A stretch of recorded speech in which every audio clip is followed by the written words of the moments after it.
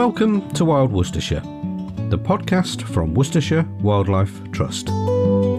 Each episode will explore the wild corners of our county. From ancient woodlands to whispering wetlands, along the way we'll meet the people working to protect these places and uncover the hidden lives of the wildlife that calls them home. This is a space for stories, for connection and for celebrating nature right on our doorstep. So come with us and discover the wild side of Worcestershire.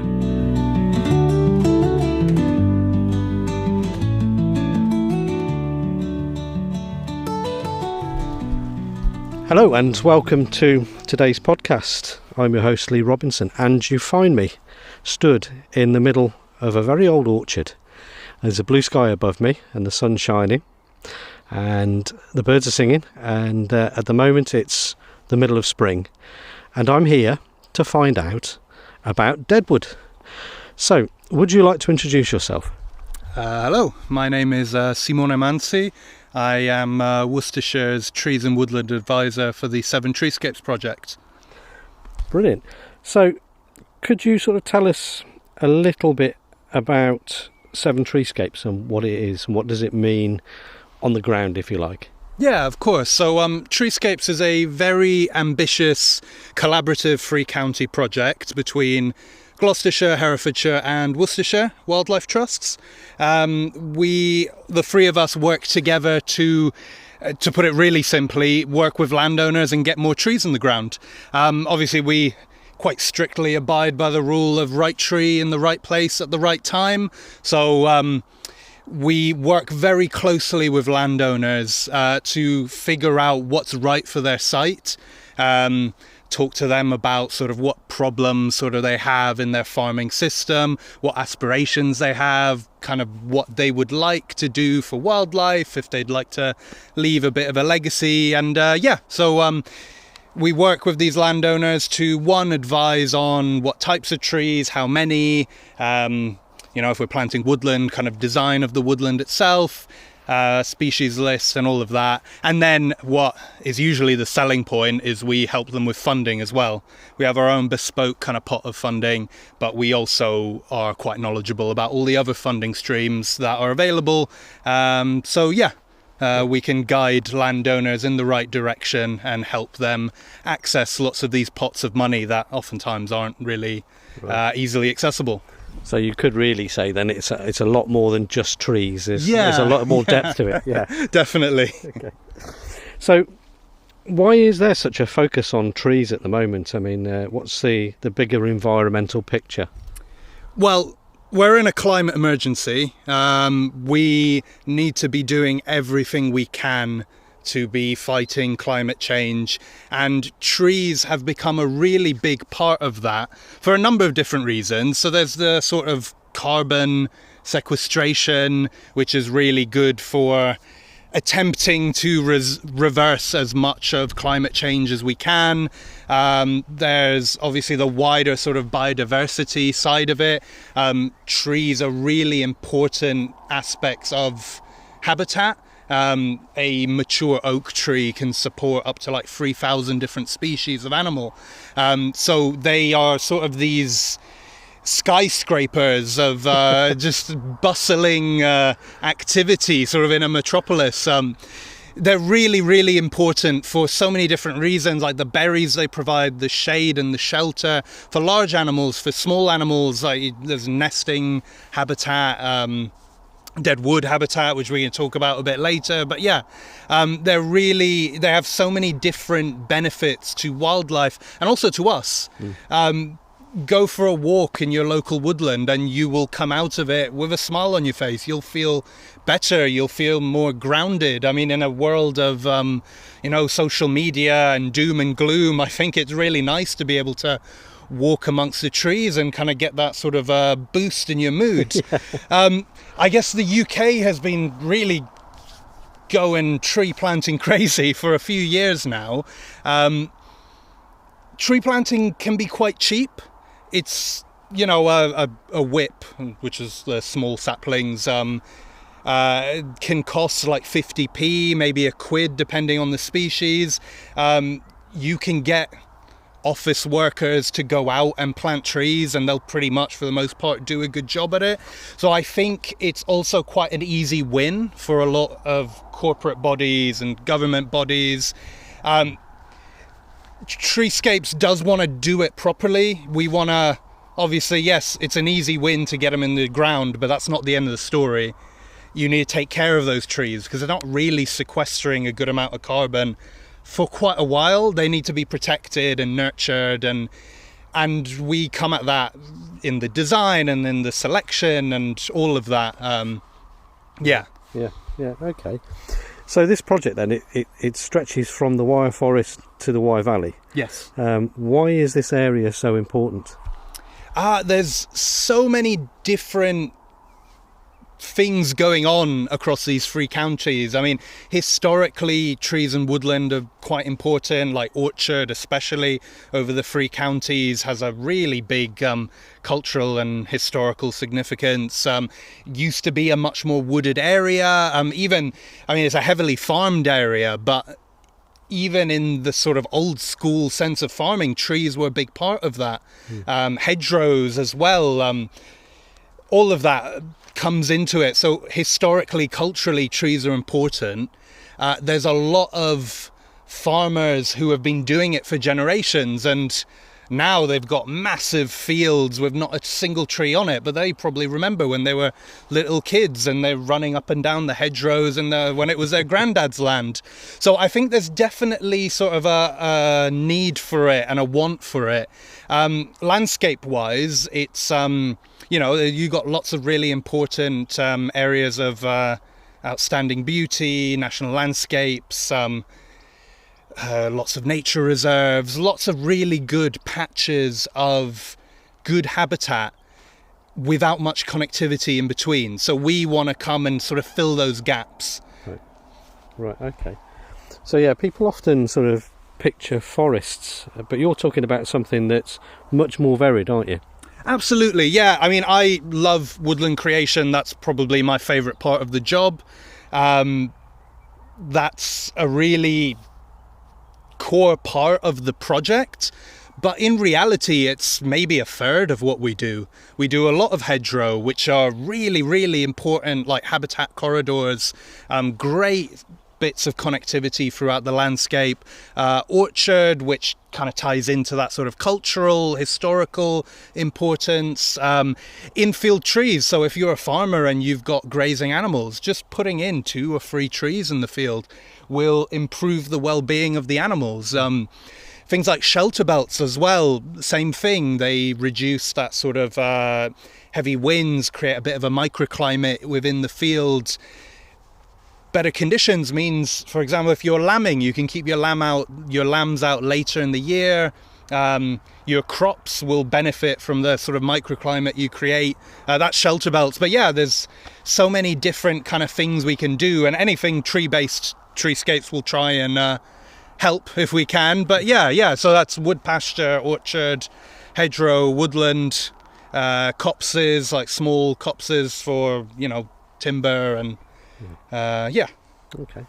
Well, we're stood now in a very old orchard. Around me are lots of ancient fruit trees. Some have died off and are providing habitats. And we've got quite a lot of wildlife around us. There's a lot of insects, birds, and it's just a lovely picture, and it's a proper Worcestershire picture as I see it. It's what I equate to the county. So if we've now moved into the second phase of the project, haven't you? So yes. So what's changed exactly from the first phase? So I call it the new chapter of Treescapes. Treescapes is constantly evolving. We're always looking at different, sources of funding so the project can continue. But with that, we have opportunities to bring in different elements that maybe previously we didn't have the funding for, or maybe didn't have the focus in certain areas. So yeah, this new chapter is called the Deadwood Society. It's we get a lot of questions. How can we join the Deadwood Society? It's not an actual society, but love the enthusiasm. But yeah, so this chapter of Treescapes has a focus on deadwood. So 2 really important habitats for deadwood are wood pasture and orchard. Now, before Deadwood Society, we're already doing a lot with orchards. We put on a lot of different orchard workshops. So that's planting and planning, maintenance. So maintenance could be formative pruning, maintenance pruning, sort of pruning trees that are maybe a bit past their prime to kind of elongate their life, maybe more for biodiversity. So yeah, we've been doing a lot with orchard anyway, so it's kind of a natural progression. And yeah, again, such an important cultural and historical thing in the 3 counties. So yeah, it's been very interesting. It's opened up a lot of different doors and different projects, which has been great. Kind of brought on more volunteer force, which has been really good. Kind of before Deadwood Society, we would use a lot of volunteers, but usually just for planting trees in the winter.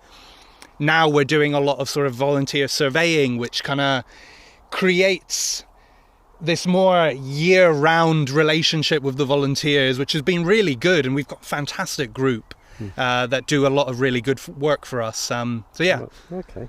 So you mentioned orchards and wood pastures. So what are they in the very simplest of terms? So an orchard is, I guess you could say, a collection of fruit trees that can span from a sort of traditional orchard, quite wide spacing, something like 8 to 10 meters. Those are usually on vigorous rootstocks, so the trees get quite large. That's sort of the traditional side of it. And then on the other side, you've got the more commercial things, usually smaller trees, usually much tighter spaced together. Both can be done sustainably with conservation in mind. But yeah, so that's kind of what an orchard is. Back in the day, it was just a way of producing fruit for eating, for cooking, for cider as well. Perry pears are very popular in the 3 counties as well. Yeah, so that's orchard. And then wood pasture it's in the name, wood pasture. So it's basically a sort of pasture grazing field with a few trees in it. Yeah, really good sort of transitional habitat. Usually you'll have your woodland scrubby edge, and then nice open fields with a few nice big veteran oaks or chestnuts or whatever it is scattered in between. And these massive mature trees are really important, really like hubs of biodiversity. Yeah. So kind of it's something that we talk a lot about is connectivity, and you've already sort of touched on it. But where I'm stood now, I'm looking out towards Tisley Wood, and I can see the broadleaf trees in front of me. There's a pasture to one side. We've got a really beautiful thick hedge to the left-hand side, and then we've got the orchard here. So it's obviously a landscape that's very, very well connected. Absolutely. Now, going back to orchards and particularly this type of orchard, these landscapes are something that we've lost over time, aren't they? Yeah, absolutely. It's just wasn't productive enough, wasn't making enough money. With the rise of big machinery and more intensive farming, orchard just got left behind. Nowadays, most orchards are commercial orchards owned by your much bigger corporations for cider and cider mainly. They don't make perry anymore because it's not as popular. And so a lot of orchards were deemed unproductive and grubbed out. They pulled out the trees and used them for grazing, or pulled out the hedgerow as well to make just a much bigger field. It's a real shame, but this part of Worcestershire especially has held on to a lot of orchard, and there's so many fantastic traditional orchards spread around, around all 3 counties, but where we are now in sort of East Worcestershire is really a hot spot for it.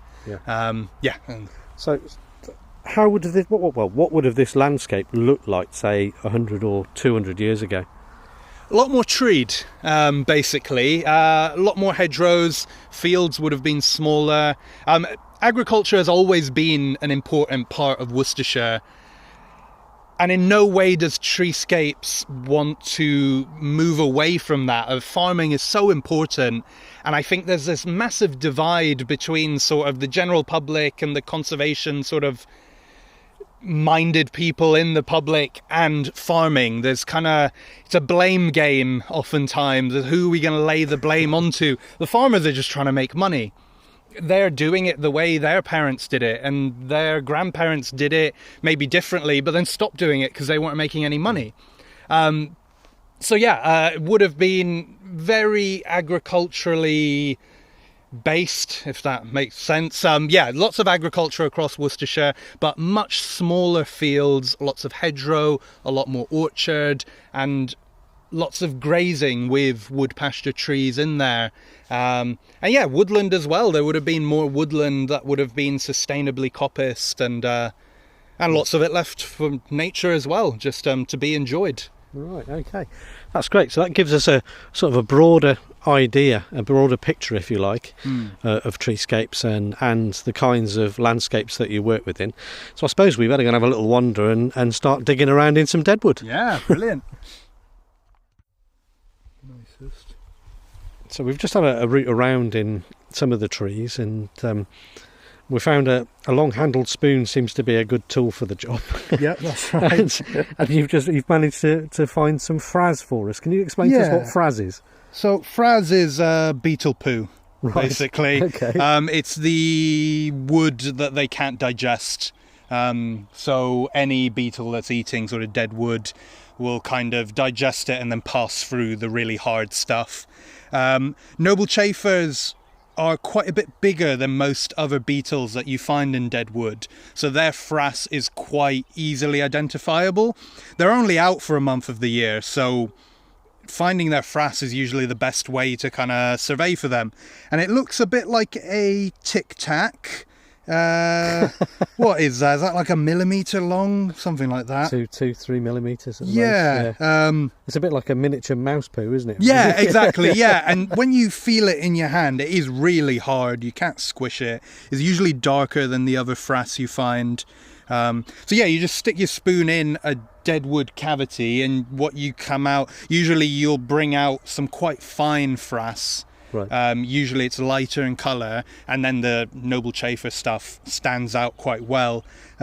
We've just got some bits of wood here, but yeah, there's definitely some nice bits of frass there. Yeah. And you say that's sort of a way of surveying them, is it? Because yes. Are they very, very difficult to find? No, they're beautiful beetles. They're a nice iridescent green. They're quite large for a deadwood species. Usually they're quite a bit smaller. So, talking about the noble chafer, it's mid-May now, so we're probably a bit unlikely to see them at the moment because it's a little bit early, isn't it? So when do they come out? So they come out around June to August usually. They're usually only out for about a month, maybe 2 months of the year. And in that period they breed, lay their eggs, and pass on.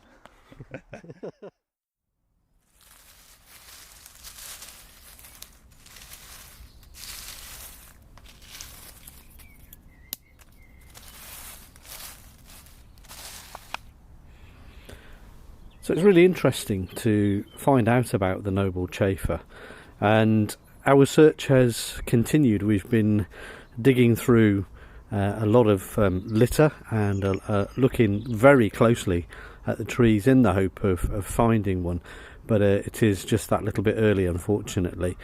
But then we were able to spot some fraz, which is the beetle poo, and that's a dead giveaway. So I wanted to find out more about how they survey for the noble chafer. You can survey for frass all year round, unless it's really wet, and then all the frass becomes a mush and it's hard to tell. But you can still, I've found frass in January, and you can still kind of tell it apart. Yeah. But yeah. Yeah. So the noble chafer then is extremely rare, isn't it? It's yes. Yeah. Is it one of the rarest beetles that we've got in the UK? Yeah, I'd say so. Yeah. there's quite a cluster in this part of Worcestershire. We've got another cluster up near the Wire Forest. Some sightings around Gloucestershire as well. But yeah, these 3 counties are kind of a stronghold for the noble chafer, because it used to be spread much wider throughout the UK, and now it isn't.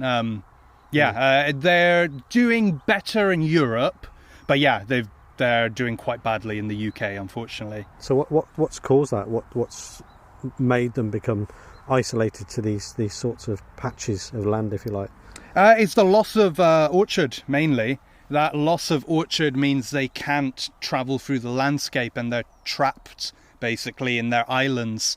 So you'll have, back in the day, you would have had a bunch of orchards throughout the landscape, pretty close together, lots of hedgerow connecting it, really good nectar resource. So noble chafers use umbellifers mainly for their nectar resource. So things like hogweed, wild carrot, that kind of thing. So because we're managing our grassland a lot more, lots of these umbellifers aren't there at the right time of year. There's no longer as many orchards. There's no longer as many hedgerows. So yeah, they'll do really well in an orchard like this. But then they'll come out and they'll fly to the next tree in the same orchard.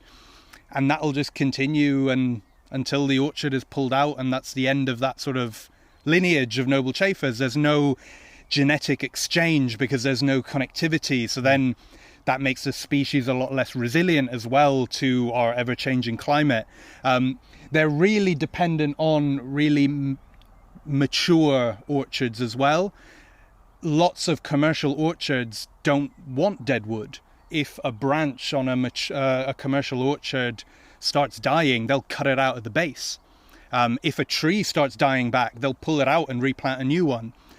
Whereas traditional orchards retain a lot of that dead wood in the canopy, in the trunks. You get these really nice big holes into the trunk.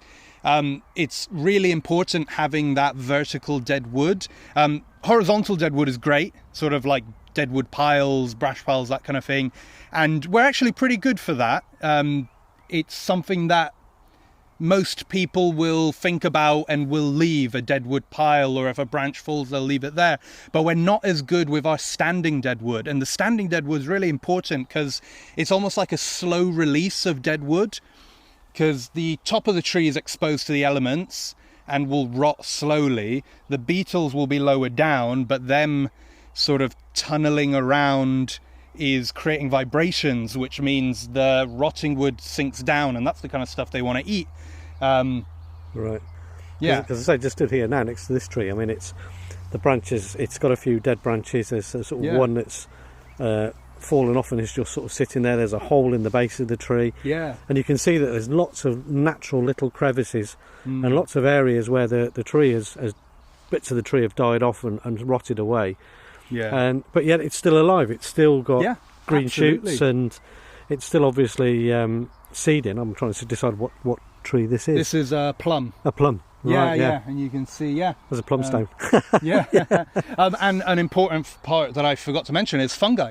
Yeah. You see here, so when you've got your dead wood, your kind of open cavities, that's a colonization point. Yeah. So you might have fungi spores in the air, or maybe a bird has a bit on its foot and it perches there. However it is, those spores will get into that deadwood cavity, the mycelium will grow, those are the roots of the fungi, start digesting the wood, and then making it softer and more palatable and more digestible for the beetles that come after. Right.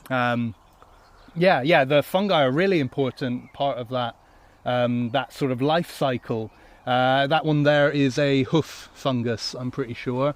But yeah, you get so many different dryad saddle, chicken of the woods. Lots of different fungi do that kind of job and act as like they prepare the dead wood for the beetles to then come after. Right.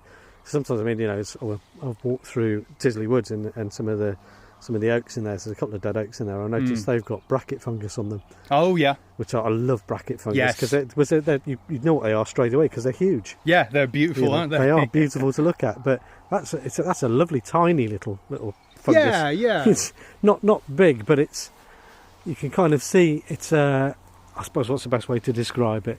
It looks like a hoof. It does look like a very small hoof, probably a lamb's hoof. Yeah, there you go. Yeah, and it's just attached to the bottom of the tree. But all around me, all the trees, as you can probably hear, all the trees are breaking. The wood is dead, but you can hear it cracking. But you look around and it's still alive. You know, it's that. I think what I love about it is that juxtaposition between something that's dead and something that's actually alive, and it's even when something's dead, it's full of life, but not as it was. It's being consumed by nature. Well, I'm glad you brought that up, because I think that's one of the main things that we're fighting to retain. We want that cycle of life and death. That the decay is so important in the life cycle. I mean, even for the tree itself, when trees get bigger, so they have their sort of outer ring with the phloem and xylem, and that transports water and sap and all that good stuff. It's sort of like our veins and arteries, and that transports that up and down the tree. Every time it grows, those inner rings die and become your hard wood, and then that expands out. The fungi digest the dead stuff and kind of put it back into the tree, so the tree is benefiting. In most cases, obviously, there's parasitic fungi, and that's not the case. But the tree is benefiting from having those components of it decayed. And then obviously all the other animals that benefit from eating the dead wood or nesting in the cavities created, all of that, they also benefit. And it's just such a beautiful kind of cyclical system. Nature knows what it's doing. We've just got to step back sometimes and... I mean, it's really interesting, because as we came into the orchard, I was looking down into one of the trunks, and I saw an old bird's nest in there. It was obviously full of bits of decaying wood, so it's been a while since anything's nested in there, but something made its home in there. In the tree itself, which is incredible. So that's lovely. Right, let's have a wander off, shall we?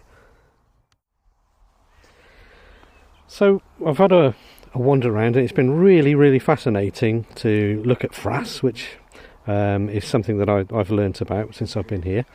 But it's interesting to note as well that there's an awful lot of survey work that gets done around the orchard. So what are the volunteers actually doing when they survey the orchard? So what we're wanting to do is to get a sort of baseline of information on the orchards throughout our 3 counties and sort of the connectivity between them. We've got 2 sort of stages to the survey. We do an orchard condition survey, which is based off of the PTES orchard condition survey. That way we can feed our data back to them and help give them more data as well. And that is a general sort of how many trees, how is it managed, is there dead wood, is there floristic sort of interest in the understory, so that kind of thing. So just condition. We want to, I guess the goal really is to create a sort of network map so we can start to hone in areas across the 3 counties where we need to do more work, because we can sort of see there's a really good cluster of orchard here, and then there's a really good cluster of orchard there, but that cluster doesn't have good nectar resource, and then there's no connectivity. So we can kind of be a bit more specific with the work we do and a bit more targeted. The second stage of the surveying is nectar resource, so seeing what's there for the noble chafers when they crawl out of the tree and when they're looking for their nectar, because it's essential that they get a good amount of nectar to reproduce and to disperse as far as they can in that short window of time that they're out of the tree. That's the second stage, and that's just looking out for some key umbellifers that the noble chafers rely on. And those 2 surveys will go together and create this network map for us to properly kind of see what's going on in Worcestershire, where we need to be focusing more, and maybe where we can relax a little bit. And So, sorry, I was just slightly disturbed then because I heard a green woodpecker laughing its socks off behind us, and I love hearing woodpeckers. So it's I'm not quite sure where that was. I think it's quite close to the edge of the wood by the sound of that. It was quite loud. So, so how do the volunteers record the surveys? What do they do exactly? So we've got a online sort of survey form which they can access via a QR code or a link. That's using Survey 123. We always prepare for the worst, so we have paper copies of it as well, which whenever I induct a volunteer, I'll give them a handful of printed out copies just in case the connection isn't any good. It usually... They do it on the app and that goes directly to our sort of system. If they do it on paper, they then go home and enter it into the app. Right. So it all goes to the same place. Okay, lovely. So how long will this sort of surveying go on for? So we've been going for a year. Deadwood Society is a bit of a development year. Hopefully it will lead into a much bigger project. But hence the sort of focus on surveying and baselining to kind of see what we have to work with and best kind of move forward. So yeah. Okay. So thinking about the survey and thinking about the volunteers, and I'm dying to ask this question, have any volunteers found anything exciting yet? Yes, yeah, I always tell them, send me pictures of anything of interest. I get a lot of pictures of fungi, a lot of pictures of very pretty flowers, especially this time of year. There was a fungi that I still don't know what it is. I think that was the most sort of interesting one because they sent me this picture and I could not for the life of me figure out. I showed it to people at work. No one knew. I have no idea. And I still think about that mushroom sometimes. I think that was the most interesting just because of how much it boggled all of us. Fungi are quite plastic in their form, so they can look one way or another, and it's the same species. So I'm sure it's just an oddball individual that has just grown in a weird shape. But I think that would be the most interesting one. Right, okay. And they still haven't worked out what it is yet? No idea. No idea. Yeah, I need to talk to a fungi expert somewhere, I'm not sure. That's lovely. Right, should we go have a little wander? Yeah. So we've just sort of come out through the gate. There's a deer fence and quite a tall gate because it's obviously quite important to protect the orchard and stop the deer from getting in. And we've just moved back out onto the pasture land now. And at the moment the field it's just a sea of yellow buttercups, and the grass is really green. We've got the woodland behind. All the trees now are in full leaf, and we've also got a beautiful blue sky as well. So it's such a lovely place to be, and I should imagine that anybody that was coming here to perhaps do some volunteering, for instance, they would be, this is what I call a very special type of office. So thinking about volunteers and thinking about things from their perspective, if someone was thinking about volunteering, what kind of roles are available within the project? So come the winter, I always need an extra pair of hands planting trees. We do a lot of sort of community-based projects, smaller projects where they lend themselves really well to community groups and volunteer groups doing the planting. So in the winter, it's mainly that. The rest of the year, we have our Deadwood Society volunteer surveyors. So those are the volunteers that we send out to different orchards around the counties, around the 3 counties. So we've been doing the reserves, the Wildlife Trust reserves. We've been talking to Vale Landscape Heritage Trust about surveying some of their orchards. But we're also sort of the main orchards we want to survey are landowners' orchards. So landowners that I've worked with in the past, or landowners that we've made a connection with somehow, and have orchards on their land. Quite a mix of different types of orchards, different conditions, different ages, which is really good for our data, and I think really good for the volunteers to see all different sides of it. Right, okay. So what sort of people tend to get involved? Do you need any kind of prior experience? No, not really. Any additional sort of ecological knowledge is welcomed, especially if you're surveying a reserve orchard. Then any additional things that a volunteer can photograph or note down that they see, I will feed back to the reserve officer. But we do an induction where we sort of go through the surveys and what they're looking for. I also try and do occasional group surveys and surveying events and things like that to kind of refreshen everyone's minds, and also provide a lot more variety. So we're hoping to do a hedgerow surveying sort of event possibly next month, and we're going to try and do an event more focused on the nectar resource rather than the dead wood. For me, I want to give the volunteers as many different opportunities as they can.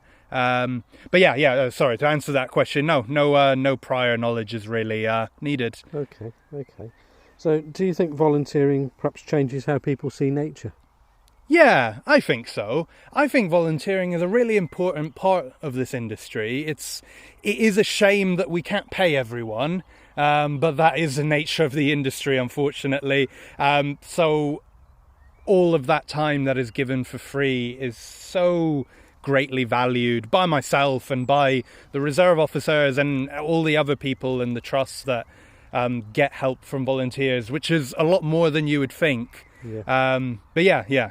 Well, I know that the trust has, I think, isn't it something like about 500 volunteers across the whole organisation, and we wouldn't be able to do the things we do without them. So yeah. Okay, so really, I mean, what advice would you give to somebody who was thinking of coming and volunteering with the Deadwood Society? Get in touch with me. If you call into Worcestershire Wildlife Trust and ask for me, someone will give you my details. Or if you're based in Gloucestershire or Herefordshire, do the same for that trust there. My advice is bring some nice wellies, because it's not always nice weather. It's not like today where it's beautiful sunshine. And get a long-handled spoon for the noble chafer surveys. So the spoon, if anybody's interested, the handle is probably about 6 inches long. I think what they call it, it's like a camping spoon, isn't it? I think. Yeah. It's a very unusual one, or probably like a cocktail stirring spoon or something like that. Yeah, so I got mine on Amazon. I got like a 24 pack, and they were cocktail spoons is what they were called. Some people I've seen have gone an extra step and then put that long-handled spoon on a bamboo cane, but I'm a bit basic. I don't get in nice and deep into the that's maybe more for the woodland deadwood. The orchard trees don't get that big, but it's useful to have that extra reach just in case. Okay, so looking ahead towards the future then, what does success look like for Severn Treescapes? Well, that's a great question, because every year the project is quite cyclical. There's different stages throughout the year. We've obviously got our planting season, and then in the summer we try and focus all of our engagement events. Obviously springtime into summertime is the best time for surveying. So it's quite nice, the variety and how it all kind of leads into each other. So I feel like we're always feeling like we're getting to the end of one season and feeling like, oh great, planting season was really successful. Then we get to the end of sort of the surveying season. Oh yeah, we did a lot of surveys. So it's I guess just more trees in the ground in the right place, more surveys done. I'm really looking forward to the next few months, because we should get a bit more clarity on different funding bids that are coming forward, and which will kind of lead our continued work. So we'll still be doing Treescapes as usual, but then with all the extra stuff on top of it. Okay. So I'm just thinking about the landscape really. How will this landscape change if the project works as planned? More orchards, more hedgerows, more infill trees, more woodland in the right place. I suppose more connectivity then. Exactly, yeah. Because obviously we love to connect up all the brilliant reserves that we have and all the other organisations based around us have. So that connectivity is really important. But we also want to secure the future woodlands, the future veteran trees. I see it a lot of times. You'll go and you'll see a really beautiful veteran tree in a hedgerow or in a field, but then there's nothing younger around it. So when that tree does eventually topple over or whatever it is, there's nothing to replace it, and you're losing that really, really important sort of keystone part of the ecosystem. So yeah, we're really wanting to put in more of that next generation, whether it be hedgerow trees or more infield trees or buffering woodlands and creating areas of natural regen and scrub to further get more saplings sprouting and all of that. Because it's great planting trees, but I'd much prefer if the trees seeded themselves. And we try and design our woodlands in that way to let that next generation of trees pop up. And Right, okay. So yes, it's very much then going to be about a better connected landscape, which is what Worcestershire Wildlife Trust is all about in essence. Absolutely. Every project is looking at connectivity, isn't it, and looking at ways to get all the different types of landscape joined up, so nature has a corridor to travel through. So that's really, really interesting. Okay, so really I'm going to wind this one up now because it's time's getting on. If there's one thing that you would like people to take away from today, what do you think that might be? Stop tidying up your dead wood, I reckon. I knew that was coming. More mess is good. I think, stumps can stay in the ground.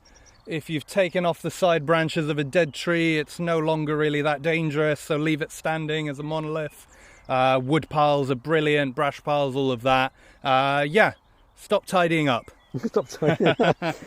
Okay, so finally, last question. Okay. Next time someone sees a fallen tree or a pile of old wood, how should they see it differently?